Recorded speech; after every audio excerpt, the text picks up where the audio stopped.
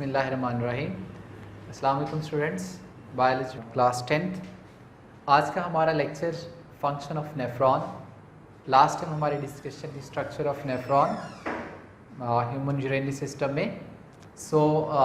Nephron का function actual में जो किडनी का फंक्शन है वही नेफ्रॉन का सोचा जाएगा, या आप कह सकते हैं कि जो नेफ्रॉन का फंक्शन है वही ओवरऑल किडनी का फंक्शन कंसिडर किया जाता है। Function of nephron actually is the formation of urine या फिल्ट्रेशन ऑफ ब्लड भी आप कह सकते हैं। इसमें ब्लड को फिल्टर किया जाता है और उसमें जितना मेटाबॉलिक वेस्ट है वो निकाला जाता है और उसको यूरिन की फॉर्म में बॉडी से एक्सट्रीट करवा दिया जाता है। तो ब्लड को फिल्टर करना, यूरिन बनाना, ये एक्चुअल में नेफ्रॉन का फंक्शन है। So let discuss. इसके फंक्शन में 3 मेजर स्टेप हैं। नंबर 1 फिल्ट्रेशन,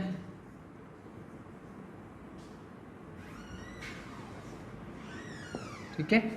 नंबर 2 अगर आप देखें तो रीअब्जॉर्प्शन,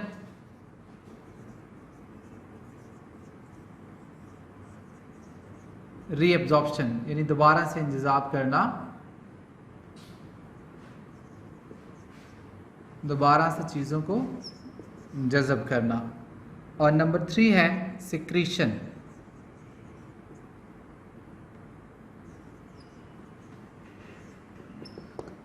ये 3 स्टेप है। सिक्रीशन मतलब खारिज करना, रिलीज़ करना भी जो इंग्लिश में कहलाता है, कोई चीज़ निकालना किसी चीज़ से, ठीक है।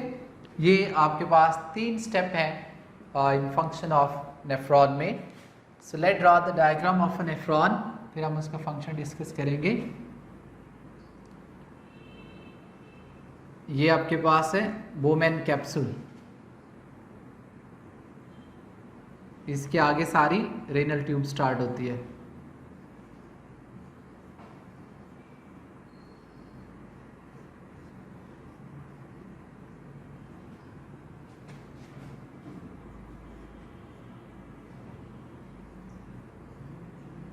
ठीक है, ये renal tube, loop of Henle, और यहाँ proximal tube, sorry distal tube, और ये कलेक्टिंग डक्ट।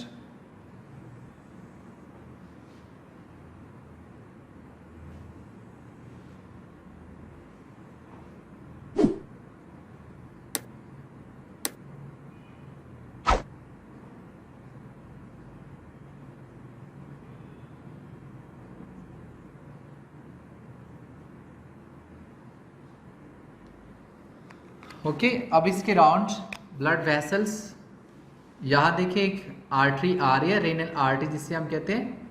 ये आर्ट्रियोल्स में चेंज होती है और आर्ट्रियोल्स आगे आके कैपिलरीज में, ठीक है। तो इसको हम कहते हैं ग्लोमेरुलस, ठीक है। अब यहाँ से आर्ट्रियोल्स, वापस आर्ट्रियोल्स बनती हैं, फिर कैपिलरी बनती है और ये सारे नेफ्रॉन को सर्कुलेट कर लेती है। ये सारा हमने स्ट्रक्चर में जो है वो डिस्कस किया था।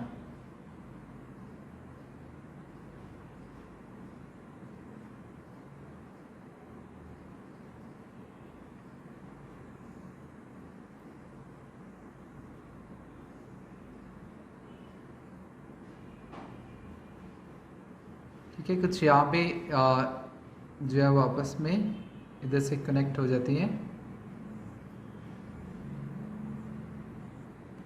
सो ये सारा क्या है, नेफ्रॉन का स्ट्रक्चर और उसके राउंड जो भी ब्लड कैपिलरीज हैं, ठीक है।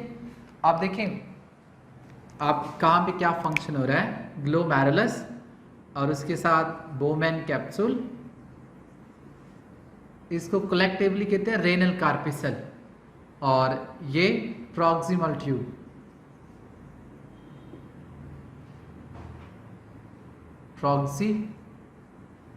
प्रॉक्सिमल ट्यूब, ठीक है। ये distal tube,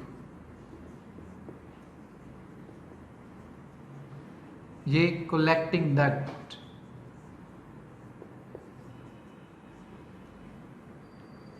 loop of Henle,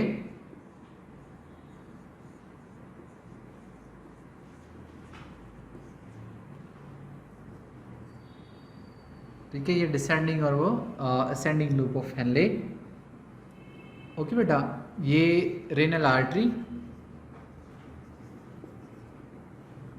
renal artery heart की तरफ से आ रही है। अब पहला स्टेप फिल्ट्रेशन होगा क्या, at the point of renal corpuscle यहां से ब्लड आ रहा है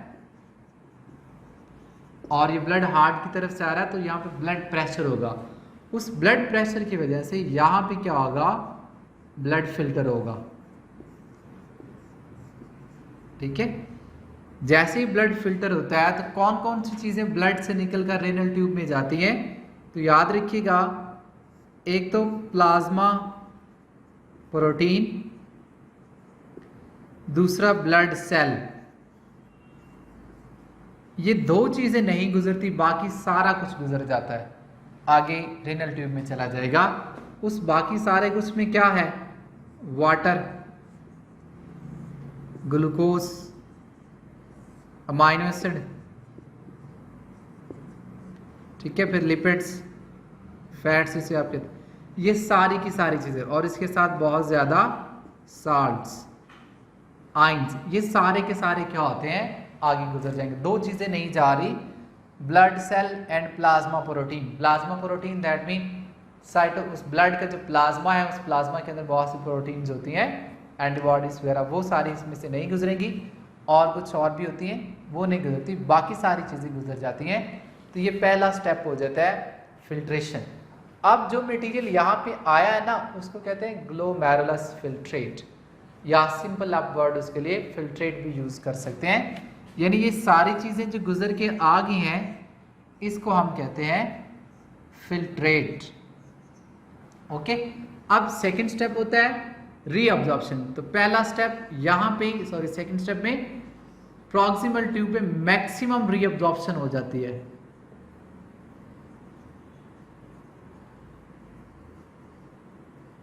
ठीक है, ज्यादा से ज्यादा चीजों को जज़ब कर लिया जाता है।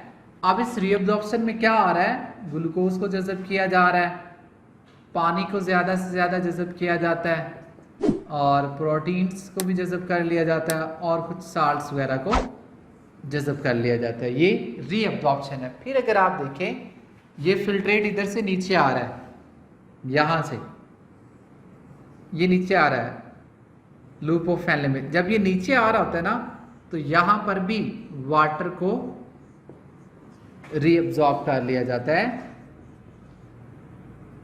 ठीक है, पानी को दोबारा से जज़ब कर लिया जाएगा। इसी तरह आप देखिए, यहां से जब ये फिल्ट्रेट ऊपर की तरफ मूव कर रहा है इधर, तो यहां पर साल्ट्स को जज़ब किया जाता है। ठीक है, उनकी एब्जॉर्प्शन होती है, साल्ट्स विल बी रीअब्जॉर्ब इस असेंडिंग लूप ऑफ हेनले में, ऊपर को जो जा रही है।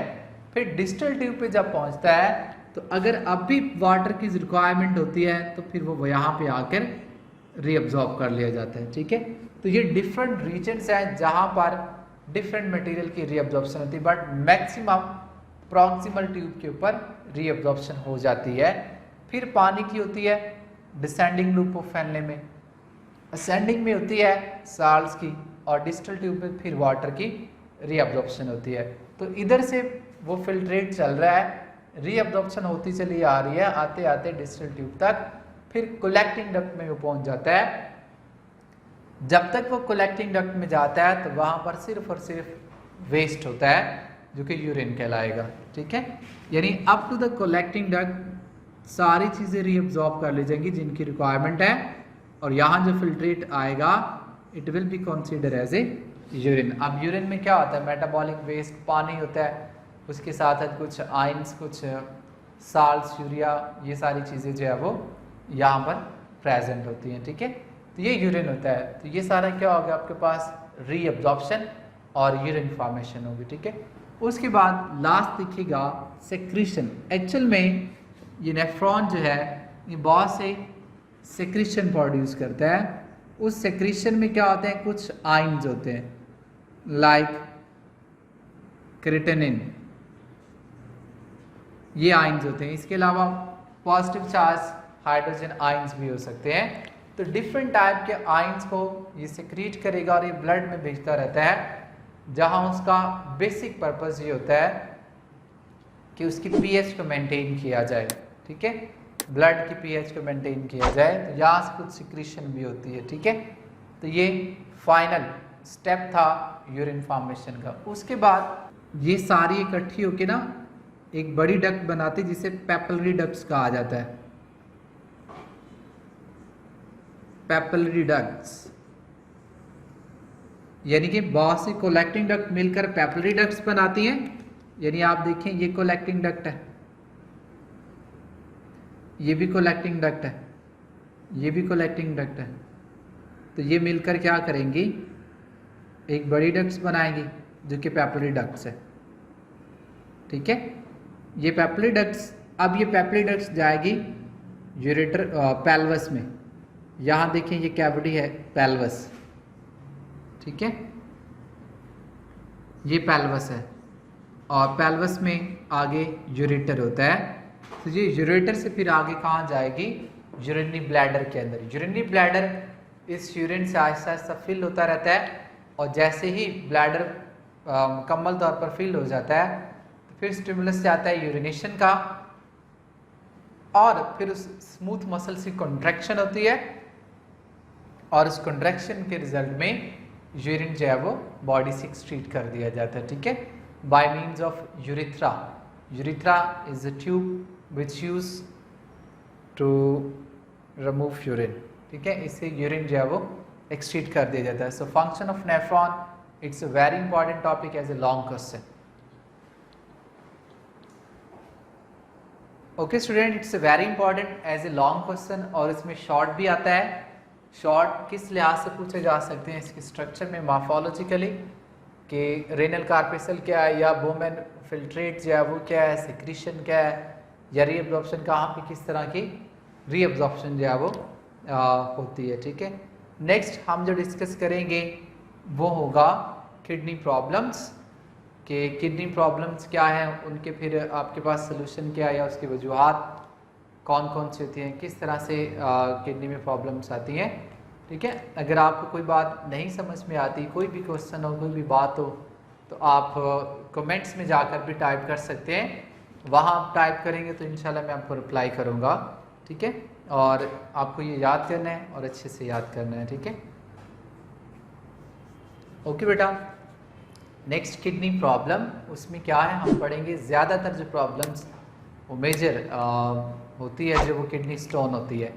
किडनी स्टोन यानी गुर्दे की पथरी जिसे आप कहते हैं, तो वो कैसे बनती है, वो यहाँ पे ही बनती है, इसी फंक्शन के दौरान ही बनती है।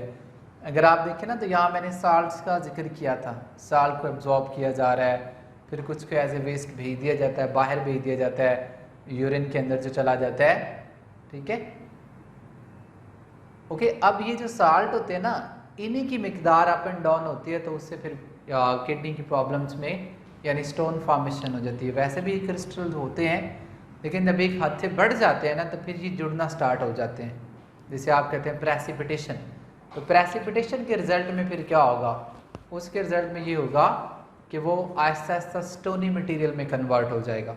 ठीक है, वो स्टोन बनते बनते बनते फिर इतना बड़ा हो जाता है कि वो यहाँ से गुजरता नहीं है, किडनी के जो स्ट्रक्चर हैं, यूनिट है नेफ्रॉन, वहाँ से गुजरता नहीं है। पेल्वस पे आ जाए तो वहाँ कैमुलेट होना स्टार्ट हो जाए, तो फिर वहाँ से यूरेटर में नहीं जाएगा, तो वहाँ भी रह जाता है। तो हम साल्ट्स के बारे में पढ़ेंगे, किस वजह से कैसे किडनी स्टोन बनता है और साल्ट्स की मिकदार किस तरह से बढ़ती है, कौन कौन सी प्रॉब्लम इससे रिलेट करती हैं। ठीक है, ये हमारा इंशाल्लाह नेक्स्ट लेक्चर होगा। ओके, टेक केयर, अल्लाह हाफिज़।